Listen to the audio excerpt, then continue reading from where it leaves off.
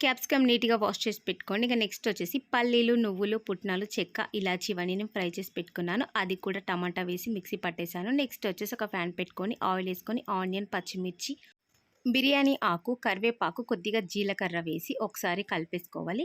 ఇప్పుడు చూపిస్తున్నాను కదా క్యాప్సికమ్ ముక్కలైతే ఈ సైజులో కట్ చేసుకోవాలి. పొటాటో ఉంటుంది కదా ఆ సైజులో అయితే కట్ చేసుకోవాలి. దీని కంప్లీట్ వీడియో కావాలంటే మన ఛానల్లో అప్లోడ్ చేస్తాను చూడండి. ఇప్పుడు నెక్స్ట్ వచ్చేసి అల్లం కూడా వేసి ఇంకా కలిపేసి 2 మినిట్స్ అలా క్యాప్ పెట్టేసేయండి.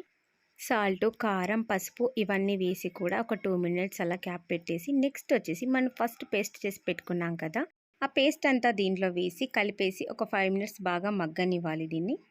అసలు నువ్వు ఇంతకేం చెప్తున్నావు, పేస్ట్ అంటున్నావు, క్యాప్సికమ్ అంటున్నారా? ఇంకా అర్థం కావట్లేదా వీడియో చూస్తుంటే కూడా? మసాలా క్యాప్సికమ్ కర్రీ అనమాట. గుత్తొంకాయని కూడా మరిపించే కర్రీ. టేస్ట్ అయితే ఒక లెవెల్లో ఉంటుందన్నమాట. ఎప్పుడూ చేసేలా కాకుండా ఒకసారి ట్రై చేయండి. అప్పుడు మీరే అంటారు వావ్ అని.